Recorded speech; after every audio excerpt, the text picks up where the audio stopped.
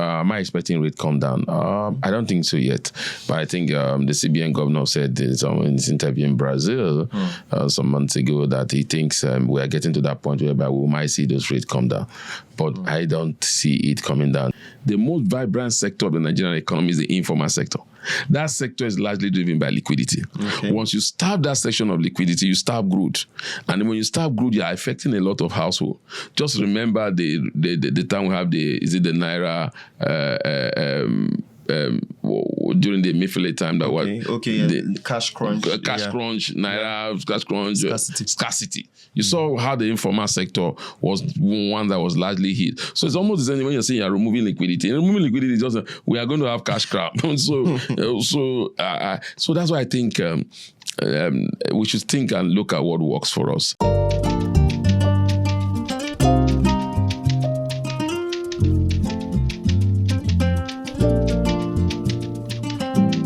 Welcome to another episode of Everyday Money Matters, proudly brought to you by Nairametrics, where we discuss everything money, and how it affects you or concerns you as everyday Nigerians, be it on investments, tax reforms, government policies, you name it.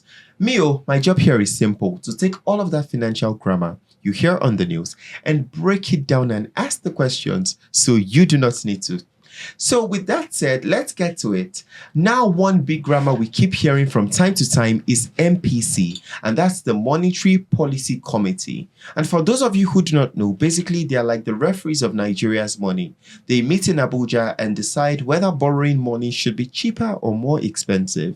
And the tool used is the interest rate. Think of it as the price you pay to borrow money from the bank. Right now, the price of that is 27.5%, the highest in Nigerian history. Meaning, if you borrow 100,000 naira, you could be paying back over 127,000 naira. Well, on the 22nd of September, these chairmen and women will be meeting again, and whatever they decide could affect all of us as everyday Nigerians, from our rent to school fees to even transport fare. That's why you should be tuned into Everyday Money Matters by Nairametrics, and that's why you should be subscribed to the Nairametrics YouTube channel and follow us across all our platforms. Go and do that chat if you haven't. I know you are concerned as Nigerians, and you should be. 27.5% is definitely worth something. But to help us break this down and make sense of all of it, I have with me Mr. Mukhtar Mohammed. He's a familiar face on Nairametrics. He's the CEO of Finance with Mukhtar. In fact, welcome, Mr. Mukhtar. So welcome again to Everyday Money Matters by Nairametrics, Mr. Mukhtar. Thank you. Always a pleasure to be on this program. Yes, you're most welcome. So let's even start from the top. At the moment, what Nigerians need to know is even the relevance of this MPC meeting. We already know at the moment the rates are 27.5%. With this meeting coming up next on the 22nd of this month, what can we expect? Can we expect some sort of relief, or is this change here to stay? Well, I think if you look at in the short term, maybe we'll continue to have that stay, but we won't have the type of hike that we normally would have, and that will have an impact on price of goods and inflation, especially cost of funding. Because when you talk about interest is at 27.5, and if you have that hike, then you could be seeing interest rate going to as far as 31, 32. So if we maintain the status quo, what it means is that interest rate will remain like that. If we decide to cut interest rate, which is what every businessman will wish for, every Nigerian, yeah, particularly, we wish for, then you see cost of funding comes down, and that could also have an impact in price of goods and services, especially for companies that all normally lend. Companies that lend, or you're a borrower or you're a lender, it really have an impact when you see those rates come down. Am I expecting rate come down? I don't think so yet, but I think the CBN governor said in his interview in Brazil some months ago that he thinks we are getting to that point whereby we might see those rates come down. But I don't see it coming down at this meeting. But monetary-wise, there's stability. You are not expecting volatility. Exchange rate is coming down. I think they will want to watch that space first before they will do anything that has to do with rate hike, because I keep saying it, in Nigeria, inflation challenges are normally driven by FX volatility. And we are seeing that we are easing in terms of FX exchange rate. At the time the MPC had their last meeting, I think the exchange was about 1,650, 1,600. Today now we are seeing it coming down to as low as 1,495. So I think they want to watch that space. If that trend continue, hopefully the next MPC meeting we might just be seeing that rate cut that all Nigeria desire. Wow, that's on interest rates. And just to be clear, interest rates has to do with, I mean, they explain it as combating inflation in some way. And how does that even work? Because inflation is something that, you know, in the Nigerian markets as of today, it's quite volatile. Yeah. You see the price of goods today at this price, and tomorrow they're at the next price. So how does that even work? Because people are not feeling it. People are feeling something. I mean, you say something else, and what we are saying is another. How does that? Can you walk us through that process? Yes. When people talk about interest rate, and what you also ought to know is that interest rate actually more or less is like the cost of borrowing. If you have to borrow money, the minimum cost will be what this MPC would have fixed. So it has an effect, because if I borrow high, I will sell my goods at a very high price. If I borrow low, then my goods will be very low. If I borrow high, then again, the banks also are exposed to non-performing loans, especially if I'm not able to pay at when due. So all these have an impact on the life of the everyday Nigeria, because once that happens, that goods will definitely go up. When you talk about that via inflation, yes, I tend to disagree a little that we are at that point whereby today you buy the goods, tomorrow you go back and those goods are higher than what it used to be. I think, like I said, we've maintained a little bit of stability. If you look at cost of transportation, we've not seen that go spike, but we expected that it would come low even when prices of PMS came down, but it didn't come down. If you look at price of milk, price of stable food, especially import products, compared to what it was like 3 or 6 months ago, whereby you saw those prices, even when you buy in the morning, you go in the afternoon, the price has changed. I think now, because of that, like I said, that exchange rate, there's a little bit of balance in the monitoring side. That's why you see, they'll say, oh, there is stability. The stability just have to do that. We know what to expect. We know that the exchange rate might steady at 1,500 or 1,590 or thereabout. We know that inflation is easing little by little. It might not be that type of gap that we want. Then, but we also know that agricultural products, price of food items are not as volatile as they used to be before. Yes, they might not be where we really want it, but they are not where they were 2 to 3 months ago. So that's what I think. And then when we talk about interest rates, I think, by the way, Nigerians, a lot of Nigerians even disagree with the points that you made that, things are not, longer as volatile in the market. A lot of people would disagree with your points. I understand if people disagree with that, but that's the truth, because it's not like it used to be before. Definitely, let's be truthful to ourselves, because I know what it was like if you buy something today and you go back to buy that same thing tomorrow. Now, what I'm saying is that I'm not saying that prices are not high. I'm saying that that's kind of hyper that we see volatility, unexpected. You can't even take a budget to the market anymore. Now you could sensibly take a budget. You could sensibly take a budget. Yeah, that's what I mean. So there's also been news that, should I say, Nigerian raising their interest rates also drew inspiration from countries like Ghana and Kenya and the likes of countries that increase their interest rate to fight inflation. What patterns do you think we should look out for from these countries? Or do you think we should just create our own, unique path to combat this? Ashego, when we start comparing ourselves with Ghana and Kenya, sometimes it just makes me feel a little bit uneasy, because, again, when you look at the population, you look at their own... It's a far cry. You look at what mass, then you look at what they have in terms of resources, you look at their energy costs and others.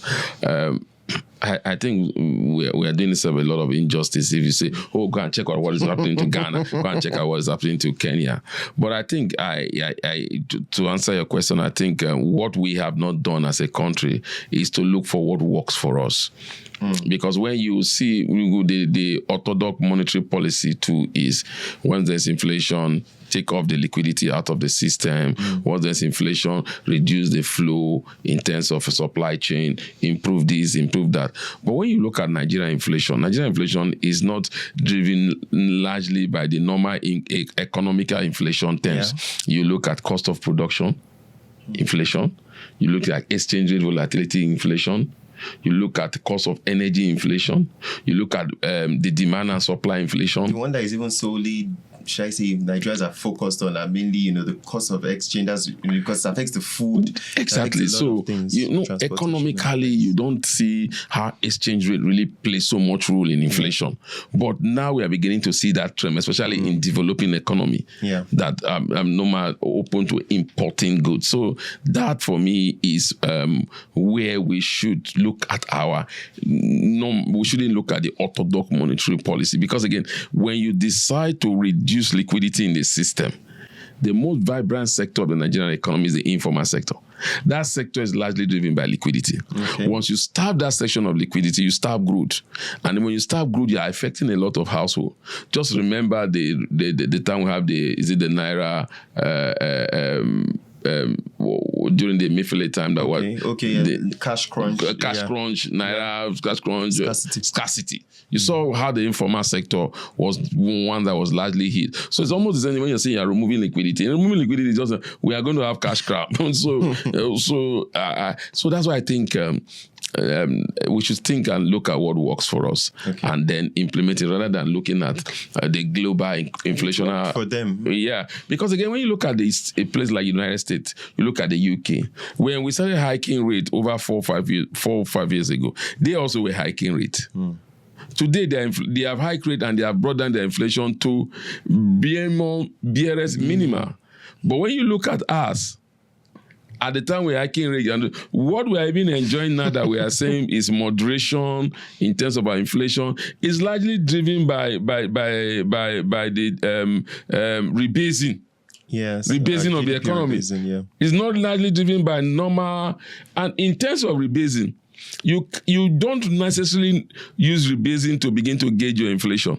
Rebasing is just rebasing is even done from time to time. It's not like a constant. I think it's done every 5 years. 5 years. Because again, sometimes in some countries like Nigeria, we took a long time before we did the rebasing. Now, when you do rebasing, you are trying to say, oh, look, we have seen a new sector that is at play in our economy now. Nigerian rebasing brought in the fintech. Sector of the economy that was not there at the time rebasing was done. We brought all these other informal sectors. We even brought in the area of modular refinery. We even brought in the area of informal oil, illegal oil. So all these were things that were not there. So that is what rebasing. The rebasing is generally just a tool to attract new investors in a particular space that was not there before. You're telling them now my economy is buoyant because we have discovered that you can invest in this sector and get a good return. So I think that's why rebasing is done when the economies are the most stable. I think Nigeria's last one was 2019. 2019, that's when we captured the telecom sector. This present one now, we captured the pension fund administrator that were not captured in the last one. We capture, like I talked, the modular refinery, local refinery. We could say that. Then we capture the mining sector also in this realm. So we just tried them with the fintech sector. The social media sector. So all these were captured in the recent. Because that sector really boomed during pro-COVID. Yeah. After COVID, we began to see how that sector. See a lot of ICT. That's what we got captured. Oh, okay. So even the crux of this topic, the MPC, a lot of people when they hear about the monetary policy committee, the meetings, or they just think that there are these cheerleaders and men in Abuja just sitting down and they will come and just decide as to how begin to make policies that would in turn affect them, from data to transportation to landlords. A lot of things. These decisions these people make have ripple effects, and you very well established the relevance for rebasing. Can you please explain to people the relevance for MPC conducting these MPC meetings, just like this next one we're to expect on? MPC is normally what globally with the management team or the economic management team or monetary policy committee team of the Central Bank of Nigeria. It's actually established by the Central Bank of Nigeria. By the Central Bank of Nigeria, house is the Central Bank of Nigeria. So what they do is that they look at data, they look at what has happened in the economy. Before now, Nigerian monetary policy used to meet every month to determine what, but including the out of the current management of the CBN, I think they meet maybe maybe in 2 months or 3 months after compared to before.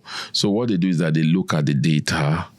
In those data, they begin to look at food inflation, a lot of things they need to compare. By virtue of that data, they make decisions. Because these days, economic decisions are data-driven. So by virtue of that data, they make the decision. They want to look, do we have, from the data we get from the bank, do we have more money out of circulation? So how can we attract those money back to deal with inflation? Do we have inflation in the system now? Is it driven by liquidity? How can we buy back? That's why sometimes they will not introduce bonds that could absorb some of this liquidity that's to tame inflation. So then they look at the exchange rate. What is happening to the exchange rate? Are we getting to that stability? Do we have enough liquidity to deal with the real sector, to deal with the retail sector? All these are data-driven. By virtue of this now, they decide to make up decision in terms of liquidity of the financial sector, how much liquidity do we want them to hold, then the MPR, which is most very important, interest rate, because that's what generally affects everybody in business and also the ordinary Nigeria, like you say. So that's basically why they normally meet. Okay, thank you so much for that. And can we speak a bit to, should I say, a population sector that make up, I dare say, about 70% of Nigerian population? I'm talking about the millennials and the Gen Z. I mean, they are the ones, they are pretty much the ones that, they make up a good part of our audience as well. We see most of them, taking most of these loans. In fact, I've even seen a huge rise in loan apps over the past few months. Even when I think, what do we call this? I can't seem to remember this committee that protects, apart from the CBN, it's on FCCPC. Federal Protection Commission. That even protects, people. Consumer Protection Commission. Yes, that even protects people from, these loan apps that keep calling out people. We see younger people going after these loan apps, and not even for tangible to invest these funds into assets. We see them investing it into lifestyle, into travel plans. So why do you think younger people, despite these high rates, are still opting for these loan apps? These loans, rather. Yeah, I think the challenge we have is that the formal sector, the banking sector, is not easy for them to access, and it's not seamless. Most of them don't have assets, and when you look at this loan app, they virtually just get it in 24 hours. Yes, so seamless nature, but it comes with the high risks, which you pointed out, and also the known apps also are suffering a lot of high risks. But I think basically it's that seamless nature in funds. It's not there, especially for the informal sector, from the Gen Zs, Gen Alpha, or whatever they call them, so Gen Millennial.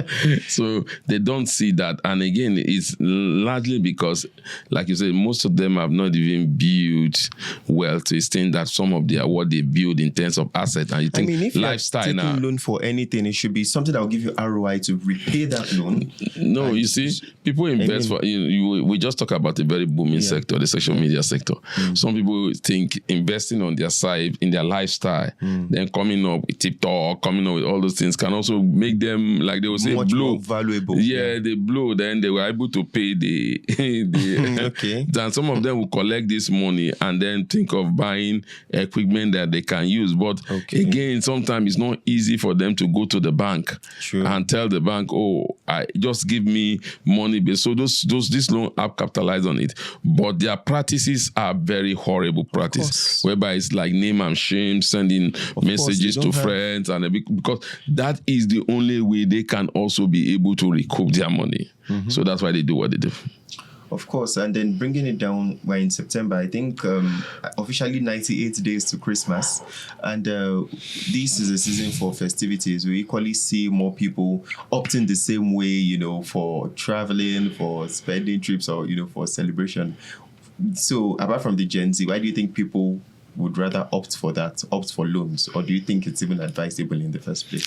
Number one, it's not advisable to take loan on consumption, but if you take loan that you want to use it to grow your business, having known what your business needs, maybe for business expansion. But what we see in the Nigerian businessman is that sometimes, like you're saying, this December period, before that time you have collected loan to fix his house in the village to look very good, and all those are challenges. Loan in itself is not bad if there are channels to the right sources. I think for me, that is what I think. Why do we have that in this perspective? It's just the normal mindset that we have as a people. A mindset of December is a time to really enjoy yourself, and it doesn't matter how you want to enjoy yourself. They will say jokingly, "Now only one life now I get, so let me enjoy it." So I think that's the major problem, because most of them are not borrowing based on fundamentals. They are just buying. That is just like what you talk about. Borrowing for lecture, or for just for luxury. You are not borrowing because you really want to build sustainable wealth over the long term. So that's why I see them, and some of these things they copy it from the celebrity. When they see a celebrant and they see his lifestyle, they just think he got there overnight, and they just want to copy and paste. And like you said, and that's something I would always reiterate, that debt is not bad. It is mismanaged debt that is actually bad. Yeah. When you take on a loan, it is best to have a plan to recoup, and be able to pay it back. So what is the smartest move right now for anyone?